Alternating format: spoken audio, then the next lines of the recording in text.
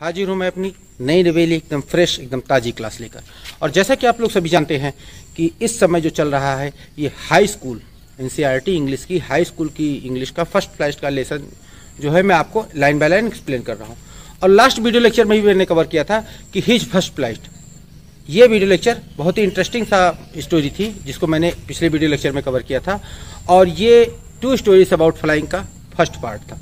इस स्टोरी में होता ऐसा है कि इसमें एक चिड़िया होती है जो कि सीगल होती है और वो उड़ नहीं पाती है, मतलब वो परिपक्व हो जाती है, उससे छोटे भाई बहन उड़ने तो लगते हैं लेकिन वो खुद नहीं उड़ पाती। कारण ये रहता है कि वो उड़ने से बहुत डरती है। लेकिन अचानक कुछ एक दिन उसके साथ कुछ ऐसा हो जाता है जिससे वो उड़ना शुरू कर देती है और उड़ने को बहुत इंजॉय करती है। तो लास्ट वीडियो लेक्चर जो था इसी स्टोरी को लेकर मैंने कवर किया था कि इस स्टोरी में क्या होता है, कैसे होता है, line by line. His first flight को मैंने लाइन बाय लाइन आपके लिए एक्सप्लेन किया था। आपको ये स्टोरी अगर डिटेल में जाननी है तो ऊपर आई बटन पे लिंक है, वहाँ जाके आप देख सकते हैं। और जैसा आप जानते हैं कि 2 स्टोरी अबाउट फ्लाइंग ये 3rd लेसन है फर्स्ट फ्लाइट का। तो इसके पहले 2 लेसन मैंने एक्सप्लेन कर रखे हैं जिनके क्वेश्चन आंसर भी मैंने आपको दिए हैं।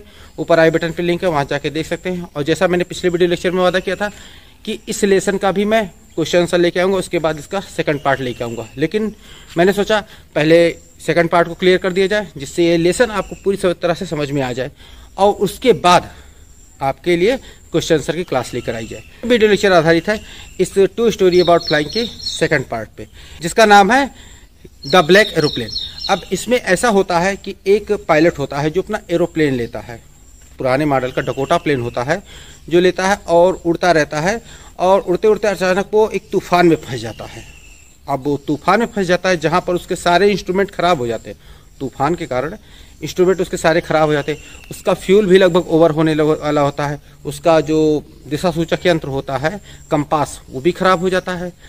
तो इस स्टोरी में हम जानेंगे कि उस तूफान में उसकी मदद कौन करता है, क्या वो उस तूफान से बाहर आता है या उसी तूफान में फंसकर वो अपनी जान गंवा बैठता है। ये स्टोरी बहुत ही इंटरेस्टिंग होने वाली है।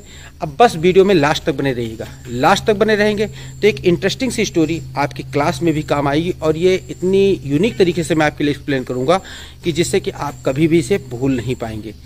तो अब ज़्यादा देर न करते हुए चलिए वीडियो में आगे बढ़ते हैं। लेकिन आगे बढ़ने से पहले जान लीजिए ये है आपकी अपनी क्लास एक्सीलेंस क्लास और यहाँ पे हर एक चीज़ हर एक बार आपको यूनिक तरीके से एकदम डिफरेंट तरीके से बताई जाती है जैसा कि और किसी वीडियो लेक्चर में आपको पता नहीं जाता।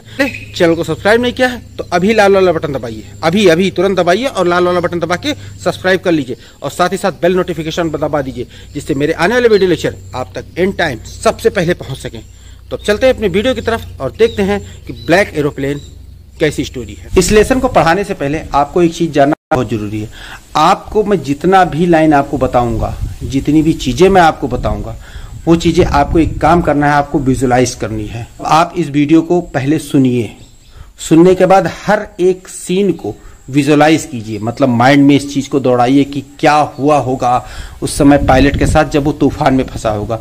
और जो जो घटनाएं उसने इस पे लेसन में लिखी हुई हैं, स्टोरी में लिखी हुई हैं, वो सारी घटनाओं को अपने माइंड में एक मूवी की तरह चलाते चलिए।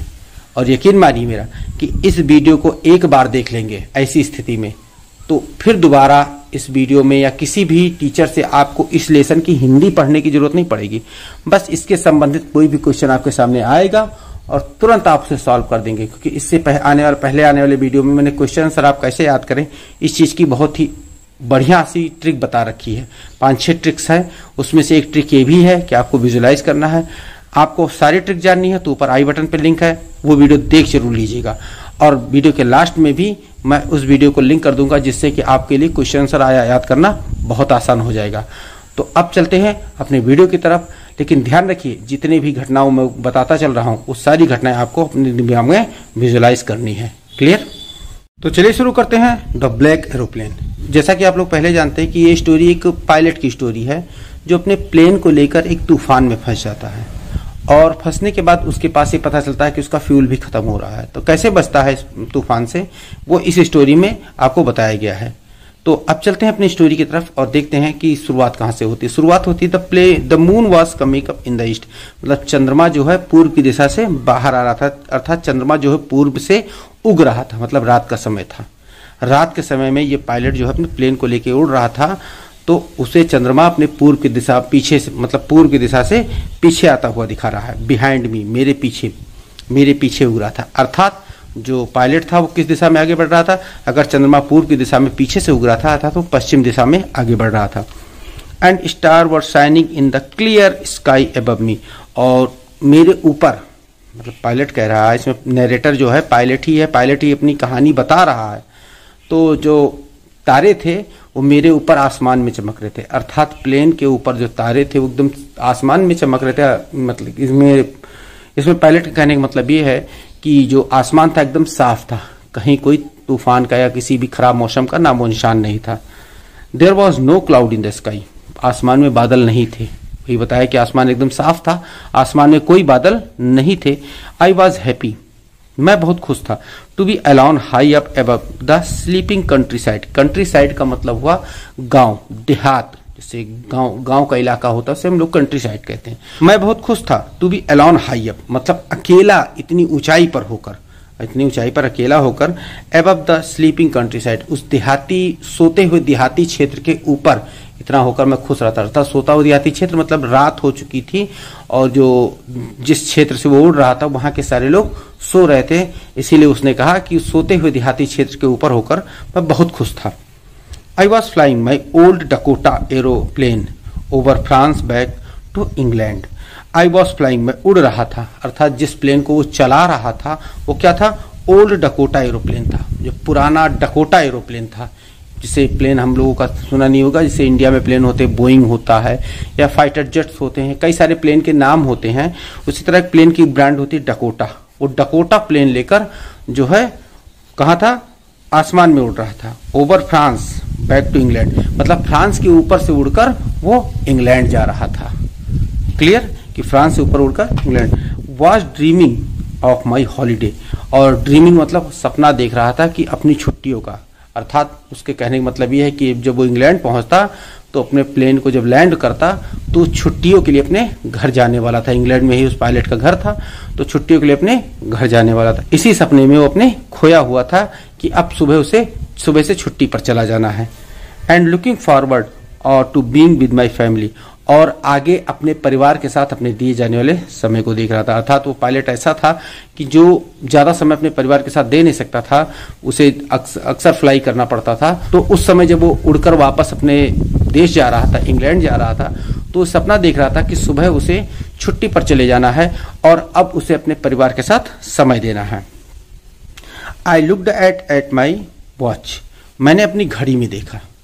जो पायलट था उस पायलट ने अपनी घड़ी में देखा 1:30 इन द मॉर्निंग, मतलब सुबह के 1:30 बजे थे। 1:30 अर्थात 1:30 हुए थे सुबह के। आधी रात से ज्यादा का समय हो चुका था, और आधी रात से ज्यादा का समय अर्थात वो मॉर्निंग में ही काउंट होता है, मेरा डेट बदल जाती है। I should call Paris control soon, I thought, मैंने सोचा कि मुझे पेरिस के कंट्रोल रूम को फोन करना चाहिए, मतलब कॉल करनी चाहिए। कहां से? अपने वायरलेस से। प्लेन में वायरलेस होता है, उस वायरलेस से पेरिस के कंट्रोल रूम में फोन कॉल करनी चाहिए। As look down past the nose of the aeroplane, और मतलब नोज ऑफ द एरोप्लेन मतलब प्लेन की एकदम सीध में मैंने नीचे की तरफ देखा। लुक डाउन मतलब नीचे की तरफ देखा और प्लेन के एकदम नोक की सीध में। आई सा, मैंने देखा the lights off big city in front of मी, बड़े शहर के जो जगमग करते हुए प्रकाश मेरी आंखों के सामने थे। अर्थात उसने नोक की सीध में नीचे देखा तो नीचे देखा एक बड़ा सा शहर उसके नीचे था, और वो देहाती क्षेत्र छोड़कर अब शहरों में आ चुका था, और वहां पे शहर में उसे वहां की जो लाइटें थी वो दिखने लगी थी। I switched on the radio, मैंने रेडियो ऑन किया। अर्थात जो आप ऊपर स्पेस में जो लोग होते हैं, प्लेन में उड़ने वाले लोग, उनके पास कोई भी ऐसा वायरलेस सिस्टम नहीं होता जिससे वो बात कर सके, उनके पास एक रेडियो ही होता है जिससे वो बात करे। अभी भी यही चलता है कि रेडियो से ही बात की जाती है। हैंडसेट, और कहा Paris control Dakota DS-088 here, मतलब उसने अपने प्लेन का नाम बताया, डकोटा DS-088 मतलब उस प्लेन का नाम था। ऐसे ही जो पायलट होते हैं वो बताते हैं जिस प्लेन में या जिस विमान से वो यात्रा कर रहे हो, जब भी उन्हें बात करनी होती तो वो अपना नाम नहीं बताते हैं, अपने प्लेन का नाम बताते हैं कि इस प्लेन से मैं बात कर रहा हूं। उसी तरह से उसने कहा कि पेरिस कंट्रोल ये डकोटा DS-088 है। कैन यू हियर मी, क्या तुम मुझे सुन सकते हो? मतलब कभी कभी रेडियो से आवाज भी नहीं आती, तो उसने पहले ही पूछ लिया क्या तुम मुझे सुन सकते हो। I am on my way to England, over. Over का मतलब अब मेरी बात खत्म हुई। तो I am on my way to England, मैं अपने इंग्लैंड जाने के रास्ते पर हूँ, मतलब फ्रांस से उड़ा और इंग्लैंड जाने के रास्ते पे हूँ। तो पेरिस जो है फ्रांस की राजधानी, तो उसने पेरिस कंट्रोल करके बताया कि अब मैं इंग्लैंड जाने के रास्ते पर हूँ। The voice from the radio answered me immediately, मतलब एक आवाज ने, मतलब रेडियो की एक आवाज ने मुझे तुरंत ही उत्तर दिया। आंसर्ड मी इमीडिएटली, तुरंत उत्तर दिया। DS088 I can hear you, मैं हम लोग आपको सुन सकते हैं। You ought to turn 12 degree west now. DS088 over, मतलब ओवर, यहाँ बात खत्म हुई। तो उसने कहा, आप उन्होंने रेडियो से कहा ATS पेरिस ने कि आपको जो है 12 डिग्री पश्चिम की तरफ घूम जाना चाहिए। अब 12 डिग्री पश्चिम की तरफ, वो उसका कंपास बताएगा कि 12 डिग्री कितना हुआ। तो उसने वहां से जब ATS पेरिस से निर्देश उसे मिला कि आपको 12 डिग्री पश्चिम की तरफ घूम जाना चाहिए।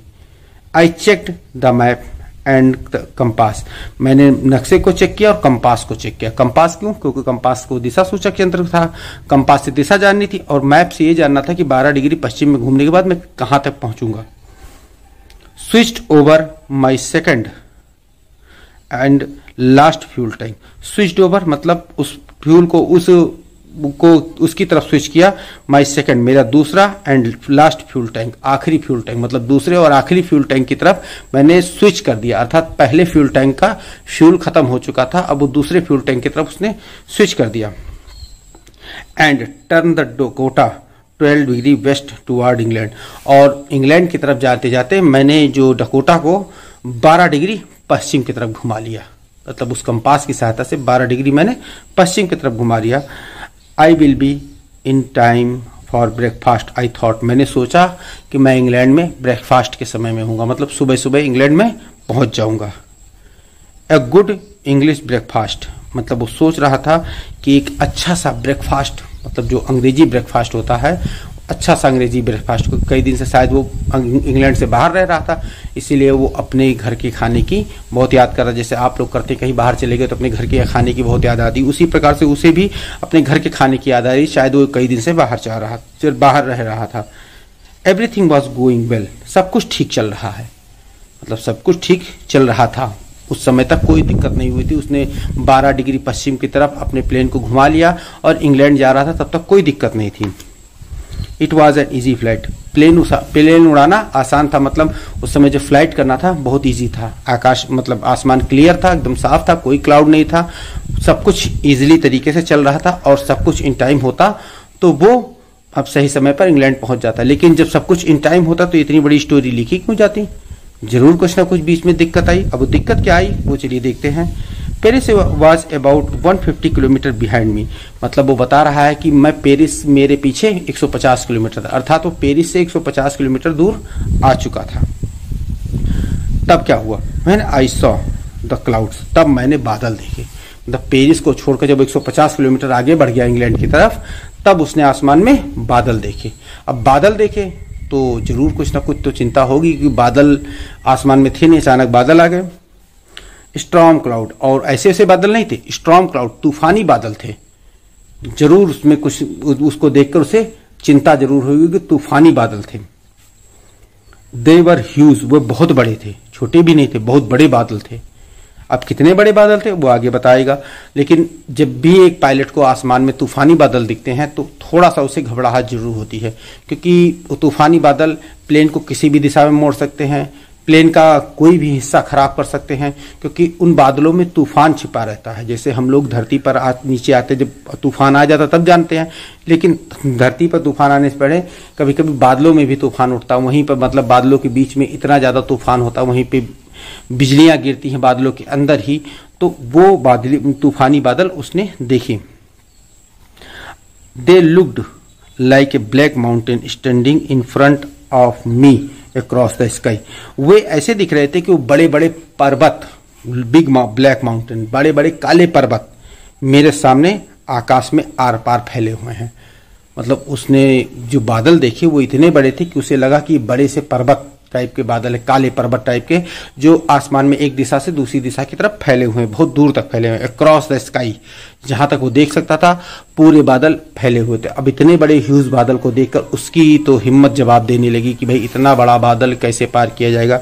लेकिन आई नो, मैं जानता था, I could not fly up over them, और वो जानता था कि उन बादलों के ऊपर से वो उड़ भी नहीं सकता, क्योंकि इतने ऊंचे बादल थे कि उनको उसको बहुत ऊपर जाना पड़ता, और ज्यादा ऊपर जाना पड़ता तो प्लेन में निश्चित कुछ ना कुछ खराबी आ सकती थी। Clear? And did not have enough fuel to fly around them, और उनके बगल से इतने बड़े बादल थे कि उनके अगल बगल से जैसे आप नदी या तालाब के किनारे जा रहे हैं और तालाब को ही आपको पार करना है, तालाब बड़ा है तो आप क्या करेंगे? तालाब से कूदेंगे? अगर समय है तो जरूर आप तालाब के किनारे किनारे घूमकर और उससे पार करने की कोशिश करेंगे। जरूरी नहीं तालाब के बीच में आपको कूदना पड़े। अगर आपके सामने जल्दबाजी है, मजबूरी है कोई, तभी आप तालाब के बीच से कूदेंगे। तो उसी प्रकार से उसमें आसमान में बादल थे, और जो बता रहा है पायलट बता रहा है, उसके प्लेन में इतना फ्यूल भी नहीं था कि उन बादलों को पूरी तरह से क्रॉस करके, जैसे तालाब के किनारे किनारे घूम के हम लोग निकल जाते, उसी प्रकार से बादलों के किनारे किनारे घूम के निकल सके। टू द नॉर्थ और साउथ, मतलब नॉर्थ और साउथ मतलब उत्तर या दक्षिण किसी भी दिशा में, क्योंकि पश्चिम दिशा में तो जा ही रहा था, और उत्तर या दक्षिण किसी भी दिशा से इतने दूर तक बादल फैले हुए थे कि उसको समझ में नहीं आता कितने दूर तक फैले हुए हैं। और अगर इसकी उत्तर या दक्षिण किसी भी दिशा में वो आगे बढ़ता तो क्या वो बादलों की छोर को पार करके जब तक निकलेगा तब तक उसके पास इतना फ्यूल होगा कि वो इंग्लैंड पहुंच जाए? इस चीज से वो क्लियर नहीं था, अर्थात उसके पास फ्यूल बहुत कम बचा था। I are to go back Paris, I thought, मैंने सोचा कि I are to go back Paris, मुझे वापस पेरिस लौट जाना चाहिए, मतलब 150 किलोमीटर दूर वापस पेरिस लौट जाना चाहिए।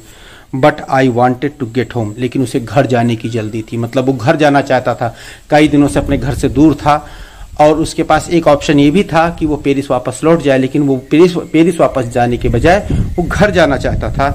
आई वॉन्टेड दैट ब्रेकफास्ट, मैं उस नाश्ते को चाहता था, जो नाश्ता उसने सोचा था कि अच्छा सा अंग्रेजी नाश्ता सुबह वो करेगा, तो उस नाश्ते के बारे में सोचा और उससे सोच रहा था कि मुझे वो नाश्ता करना है। I will take the risk, I thought, and flew that old Dakota straight into the storm. अब उसने बहुत बड़ा खतरा मोल ले लिया। कैसा खतरा? उसने खतरा ये मोल लिया कि वो सीधे तूफानी बादलों के बीच में घुस गया। स्ट्रेट इनटू द स्टॉर्म मतलब उस तूफानी बादल के बीच में सीधा घुस गया, क्योंकि उसके पास फ्यूल नहीं था कि उत्तर दक्षिण किसी भी दिशा से बादलों को पार कर सके, या फिर उसे बादलों की ऊंचाई का एहसास नहीं था कि बादल के ऊपर से भी वो पार कर सकता है। तो उसने एक खतरनाक निर्णय लिया कि अब वो सीधे बादलों में घुस जाएगा। मतलब कभी कभी आपके सामने ऐसी स्थिति आ जाती है, तब आपको एक निर्णय लेना पड़ता है। अब गेस कर लीजिए कि कोई आपका दोस्त है, कोई फ्रेंड है, और किसी तालाब के दूसरी तरफ उसे चोट लग गई है और उसकी कोई मदद करने वाला नहीं। आप तालाब की इस तरफ हैं और आपके पास वो ऐसी स्थिति में है कि आप ना तो एक तालाब के एक छोर किसी को पकड़कर, तालाब का छोर आपको दिखाई नहीं दे रहा है, कि उसके दूसरी तरफ से घूम के उसके पास जा सके, इतना समय आपके पास है नहीं। हो सकता है तब तक उस ज्यादा सीरियस हो जाए, तब आप करेंगे क्या? एक ऑप्शन बचेगा, आप रिस्क उठाएंगे और तालाब में कूद पड़ेंगे।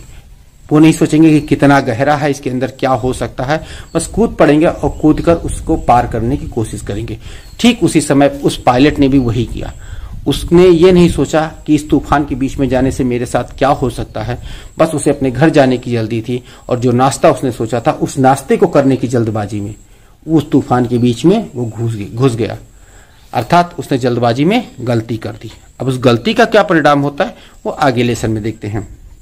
Inside the cloud everything was suddenly black, बादलों के अंदर एवरीथिंग सब कुछ वॉज सडनली ब्लैक, अचानक काला पड़ गया। मतलब तूफानी बादल थे, तो जैसे जैसे घुसा अंदर वैसे उसके जो आसपास का एरिया था या उसका विजिबिलिटी थी एकदम काली पड़ गई, कुछ नहीं दिखाई देने लगा उसे। It was impossible to see anything outside the aeroplane, और प्लेन के बाहर कुछ भी देखना असंभव था, इम्पॉसिबल था, असंभव था कि प्लेन के बाहर उसे कुछ भी दिखाई दे, क्योंकि सब कुछ काला पड़ चुका था। जैसे आप सोचिए कि एकाएक आप अंधेरे कमरे में घुस गए तो अंधेरे में कुछ भी नहीं दिखाई देता, उसी प्रकार से उस पायलट को भी उस समय उन बादलों के बीच में कुछ नहीं दिखाई दे रहा था। My old aeroplane jumped and twisted in the air, और मेरा जो पुराना प्लेन था वो हवा में जम्प्ड कूद रहा था and twisted in the air, और हवा में ही उसे ट्विस्ट कर रहा था, घूम रहा था और कूद रहा था, मतलब जो बादलों के बीच की हवा थी उस प्लेन को उछाल रही थी और घुमा रही थी। I looked at the compass, मैंने कंपास की तरफ देखा। क्यों देखा? क्योंकि उसे दिशा जाननी थी, किस दिशा में वो आगे बढ़ रहा है। आई could not believe my eyes, लेकिन कंपास में देखते ही उसे घोर आश्चर्य, बहुत ज्यादा आश्चर्य हो गया। क्या आश्चर्य हो गया? आई could not believe my eyes, मुझे अपनी आंखों पर विश्वास नहीं हुआ। कुछ ऐसा उसने देखा कंपास में देखते ही कि उसे अपनी आंखों पर विश्वास नहीं हुआ। The compass was turning round and round and round, और कंपास जो था गोल गोल गोल गोल घूमे जा रहा था।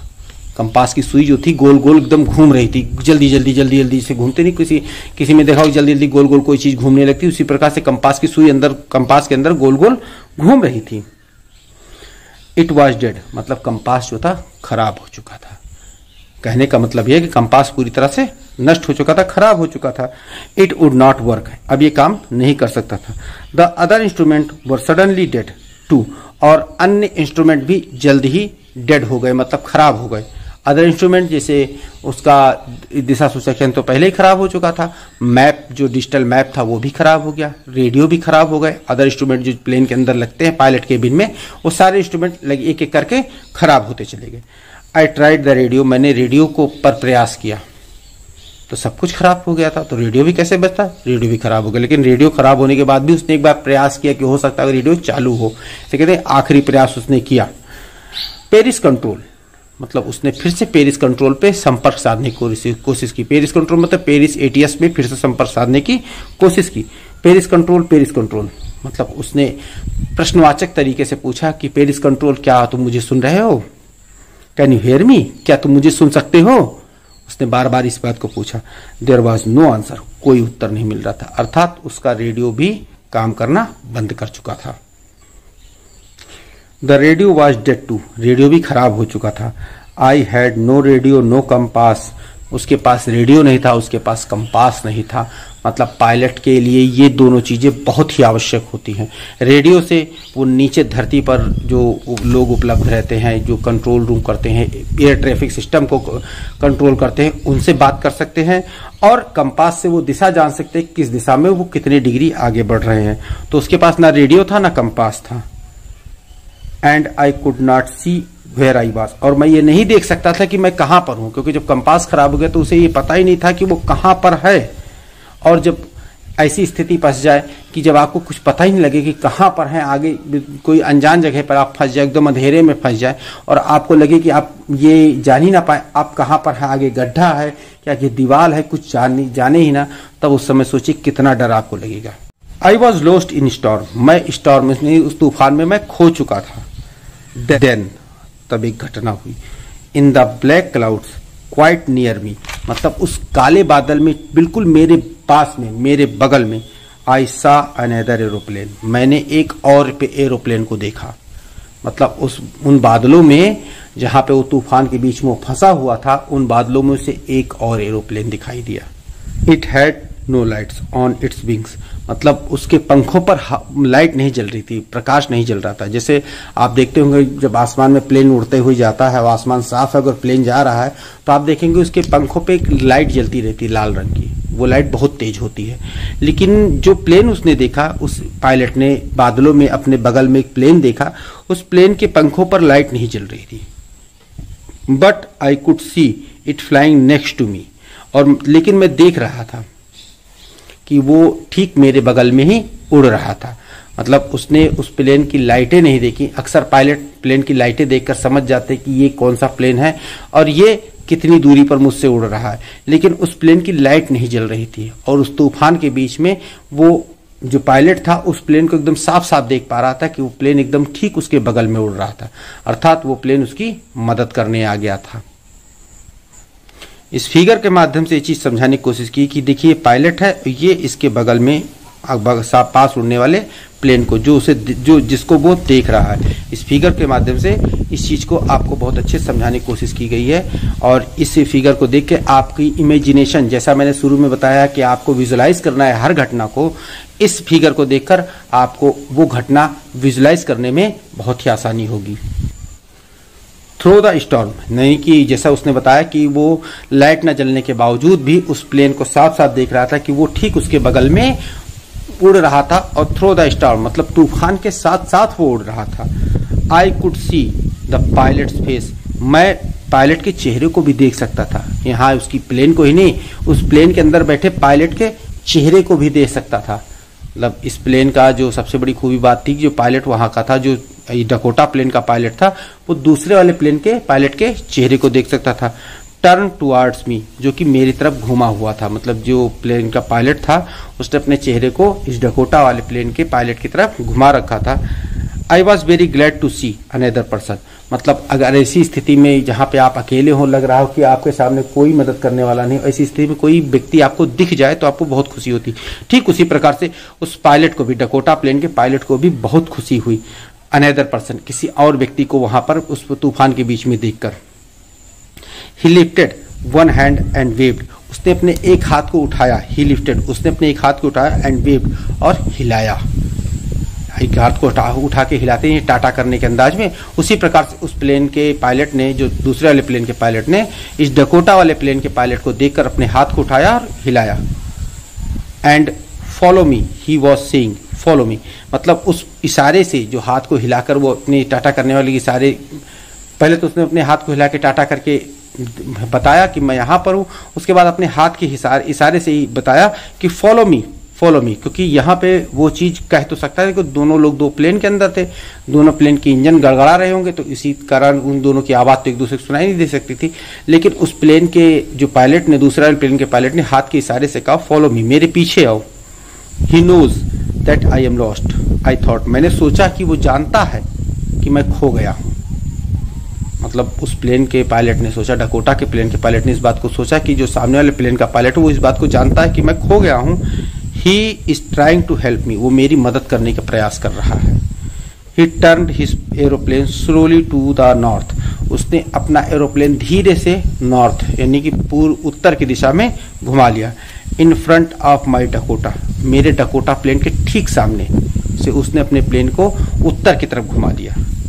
सो that it would be easier for me to follow him, और इस प्रकार से मेरे लिए उसका पीछा करना आसान हो गया, क्योंकि उसने इस एंगल से अपने प्लेन को घुमाया कि उसका पूरा प्लेन मुझे साफ साफ दिखता रहे और मैं उसको पीछे पीछे उसके जाता रहूं। I was very happy to go behind the strange aeroplane like an obedient child. I was very happy, मैं बहुत खुश था, टू गो बिहाइंड, उसके पीछे जाकर, द स्ट्रेंज एरोप्लेन मतलब उस अजनबी एरोप्लेन के पीछे जाकर मैं बहुत खुश था। लाइक एन ओबीडियंट चाइल्ड, एक मतलब आज्ञाकारी बच्चे की तरह मैं उस प्लेन के पीछे जाकर, उस अजनबी प्लेन के पीछे जाकर बहुत खुश था। After half an hour the strange black aeroplane was still there in front of me in the clouds. After half an hour मतलब आधे घंटे बाद, द स्ट्रेंज ब्लैक एरोप्लेन, वो काला अजनबी जो प्लेन था, वह still there in front of me in the cloud, मतलब वो उन बादलों में आधे घंटे बाद भी वो प्लेन उसी के सामने था, उड़ रहा था उसी के साथ। Now there was only enough fuel in the old Dakota's last tank to fly for 5 or 10 minutes more. अब सबसे खतरनाक बात यह आई कि उसकी जो डकोटा प्लेन की, अब जो डकोटा प्लेन के जो फ्यूल टैंक में बस इतना ही फ्यूल बचा था कि केवल 5 या 10 मिनट वो और फ्लाई कर सकता था। सबसे खतरनाक बात यह थी कि अगर उसने 5 या 10 मिनट में अपने जो प्लेन को लैंड नहीं करवाया तो निश्चित है उसका प्लेन आउट ऑफ फ्यूल का सिग्नल देके क्रैश हो जाएगा। ये उसके लिए सबसे खतरनाक बात थी। I was starting to feel frightened again, और मैं दोबारा से डरने लगा। मतलब पहली बार जब वो कब डरा था, जब वो तूफान में फंसा था, और अब उसे ये सोचकर डर लगने लगा क्योंकि ये उसके फ्यूल टैंक में जो आखिरी फ्यूल टैंक जो दूसरा फ्यूल टैंक था उसमें बस इतना ही फ्यूल बचा था कि अब वो कुल 5 या 10 मिनट उड़ सकता था।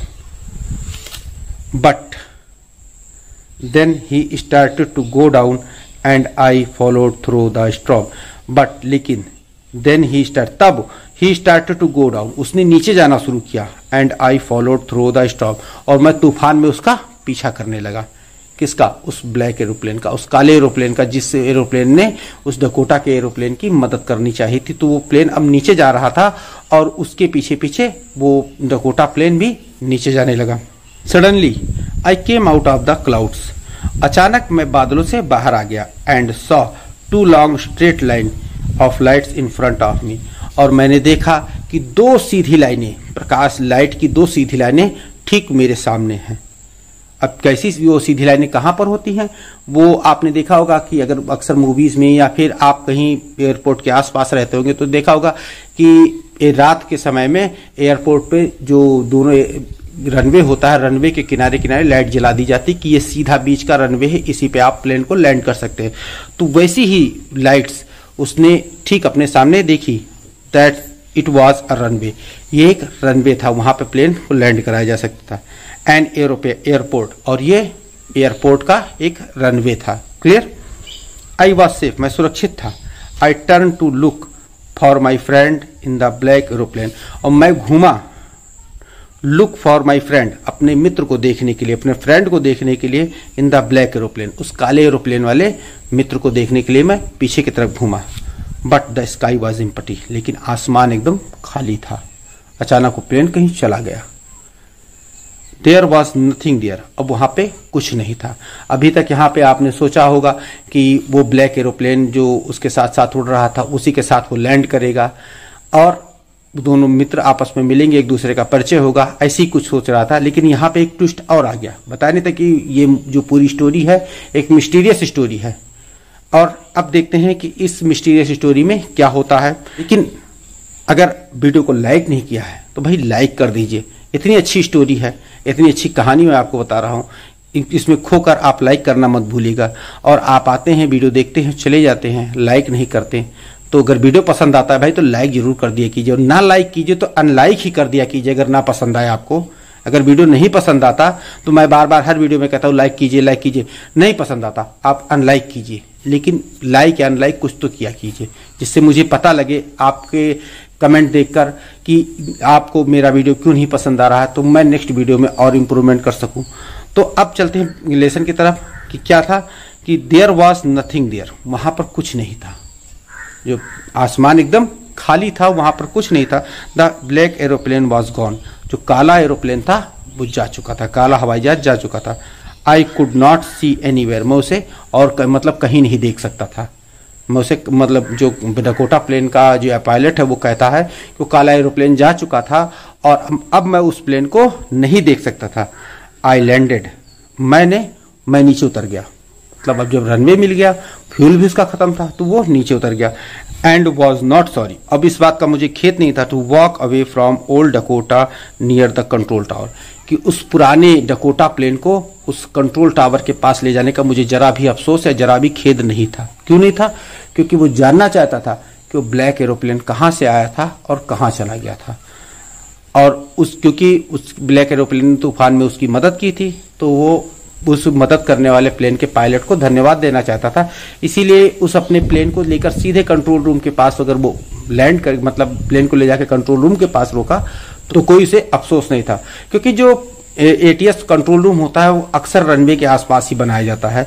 तो उसने रनवे के पर जहां उसका निर्धारित जगह थी वहां न रोककर सीधे कंट्रोल रूम के पास रोका प्लेन को, और फिर वहां से उतरा और वो कंट्रोल रूम के अंदर गया। क्या जानने के लिए? उस ब्लैक एरोप्लेन के बारे में। I went and asked A women, मैं गया और मैंने एक औरत से पूछा। In the control room, in the control centre, उस कंट्रोल रूम में बैठी हुई एक औरत से पूछा। वेयर आई वॉज, मैं कहां पर था, मतलब उस तूफान से निकलकर प्लेन लैंड कहां पर हुआ था। And who the other pilot was, और दूसरा पायलट जो उसके साथ उड़ रहा था वो कौन था। ये चीज उसने जाननी चाहिए, क्योंकि तूफान से निकला तो उसे क्लियर नहीं था, सब कुछ उसका टूट फूट चुका था, अंदर का जो पूरा सिस्टम था, इसीलिए क्लियर नहीं होगा किस एयरपोर्ट पे किस देश में वो उतरा है। इसी बात की मिस्ट्री जानने के लिए वो सीधे कंट्रोल रूम में गया और वहां जाते ही उसने पहला सवाल ही दागा कि मैं कहां पर हूं और मेरी मदद करने वाला काला एरोप्लेन वो कहां पर है। आई वॉन्टेड टू से थैंक यू, मैं उसे थैंक यू मतलब धन्यवाद कहना चाहता हूं कि उसने मेरी इतनी बड़ी मुसीबत में मेरी मदद की। She looked at me very strangely, उसने मुझे बहुत अजीब निगाहों से देखा। किसने? उस कंट्रोल में बैठी लड़की या औरत ने मुझे बहुत अजीब निगाहों से देखा। एंड देन लाफ्ड, और तब वो हंस पड़ी। मतलब उस औरत ने मुझे देखा और हंस पड़ी। अब इसमें क्या मिस्ट्री थी? लेसन की लास्ट लाइन तक मिस्ट्री चलती है इस लेसन में, इसलिए तो कहा था, शुरू में ही बताया था कि ये लेसन बहुत मिस्टीरियस लेसन है। बस लास्ट लाइन तक मिस्ट्री इसकी बनी रहती है। अनदर एरोप्लेन, अन्य एरोप्लेन, अन्य हवाई जहाज। अप देयर इन स्टॉर्म, मतलब तूफान के अंदर कोई और हवाई जहाज। No other plane were flying tonight. अब उसने रहस्य का खुलासा किया कि आज की रात में कोई और प्लेन नहीं उड़ रहा था, मतलब वो तूफान में अकेला था। Your was the only one I could C on the radar. मैं रडार में देख सकती थी, आपका प्लेन इकलौता प्लेन था जो तूफान के अंदर फंसा हुआ था। तूफान के अंदर और कोई दूसरा प्लेन नहीं था। अब उसके रहस्य का खुलासा हुआ कि जो ब्लैक एरोप्लेन था, ऐसा कोई एरोप्लेन था ही नहीं, बस तूफान के अंदर उसका फंसा हुआ इकलौता प्लेन था। So who help me to arrive here there safely without compass and radio. इसलिए तो मेरी मदद यहां तक पहुंचने में किसने की? बिना किसी कंपास के, बिना किसी रेडियो के मेरी मदद यहां तक पहुंचने के लिए किसने की? And without any more fuel in my tank, और बिना मेरी टैंक में कोई फ्यूल डाले किसने मेरी मदद की? क्योंकि वो अपने गंतव्य पर था, लंदन वो पहुंच चुका था, और उसे इस बात का आश्चर्य हुआ कि बिना कंपास के, बिना रेडियो के, बिना किसी अतिरिक्त फ्यूल के किसने मेरी इतनी मदद की कि मैं अपने गंतव्य पर, अपने जो लक्ष्य था वहां पर मैं पहुंच सकूं। Who was the pilot of strange black aeroplane? उस काले अजनबी प्लेन का पायलट कौन था? Flying in the storm without light, जो कि तूफान में बिना किसी लाइट के, बिना किसी प्रकाश के उड़ रहा था। अब ये एक मिस्ट्री है, क्योंकि इस मिस्ट्री को इस लेसन में भी सॉल्व नहीं किया गया। तो आप गेस कर सकते हैं, मैं गेस कर सकता हूं कि कोई उसमें फंस के मारे, जो प्लेन क्रैश हुआ होगा उस प्लेन की कोई इमेज आप उसके साथ उड़ती रही होगी, या फिर कोई भूत रहा होगा, कोई अलग सुपरनेचुरल पावर रही होगी। ये खाली कल्पना की जा सकती है, जिसका खुलासा इसमें जो है फ्रेडरिक राइटर हैं उन्होंने नहीं किया है। बस यहाँ देखिए, इस फिगर के माध्यम से उन्होंने समझाने की कोशिश की है कि ये पायलट जो है डकोटा प्लेन का पायलट है, और ये बहुत सरप्राइज है इस बात को सुनकर कि उस तूफान में वो अकेला ही उड़ रहा था। क्लियर? उम्मीद करता हूँ इस ब्लैक एरोप्लेन का जो मिस्ट्री है, मिस्टीरियस स्टोरी है, वो आपको पसंद जरूर आई होगी। स्टूडेंट्स, ये थी द ब्लैक एरोप्लेन, और उम्मीद करता हूँ इस स्टोरी में आपको मजा बहुत आया होगा। और ये कुछ एक मिस्टीरियस स्टोरी थी। इस स्टोरी में पता ही नहीं लगा कि उस पायलट की मदद किसने की। क्या कोई वो घोस्ट था, या फिर उसका कोई इमेजिनेशन थी? कुछ नहीं पता लगा। बस लास्ट में पता लगा कि ऐसा कोई प्लेन था ही नहीं जो उसके अलावा उस समय आसमान में उड़ रहा हो। एक ये सस्पेंस स्टोरी बने रहेगा। तो मज़ा तो बहुत आई होगी। अब अगर मज़ा आई हो तो एक लाइक तो बनता ही है, क्योंकि इंटरेस्टिंग सी स्टोरी थी, बहुत ही अमेजिंग तरीके से मैंने आपके लिए एक्सप्लेन की। तो एक लाइक का तो हकदार हूँ ही। तो लाइक जरूर कर दीजिए, और साथ ही साथ अपने उन सभी हाई स्कूल के दोस्तों में शेयर जरूर कर दीजिए जो इस साल हाई स्कूल की परीक्षा दे रहे हैं, क्योंकि उनके लिए भी इस स्टोरी की एक्सप्लेनेशन जानना अति आवश्यक है। और चैनल को यदि सब्सक्राइब नहीं किया है तो अभी सब्सक्राइब कर लीजिए। शुरू में भी कहा था आपसे कि सब्सक्राइब नहीं किया है तो अभी सब्सक्राइब कर लीजिए, लेकिन शायद आपने सुना नहीं है।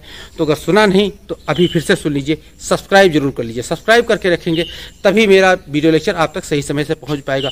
और वीडियो बहुत ही मेहनत करके बनाता हूँ, हमेशा मैं अपने लेक्चर में कुछ नयापन लाने की कोशिश करता हूँ। सब्सक्राइब करके रखते हैं चैनल को, वीडियो को लाइक करते रहते हैं, मेरा भी मोटिवेशन हाई रहता है और मैं भी आपके लिए अच्छे अच्छे वीडियो लेकर आता रहता हूँ। तो अगला वीडियो लेक्चर में जो लेके आऊँगा, इन दोनों लेसन के कंबाइंड जो क्वेश्चन आंसर की क्लास है उसे लेकर आऊँगा, और उम्मीद करता हूँ उस वीडियो को भी आप समय से पाना चाहेंगे। तो बेल नोटिफिकेशन जरूर ऑन कर लीजिए। मिलता हूँ अपने अगले वीडियो लेक्चर में। Till then stay tuned with our channel, keep watching, keep learning, take care, thank you and bye bye.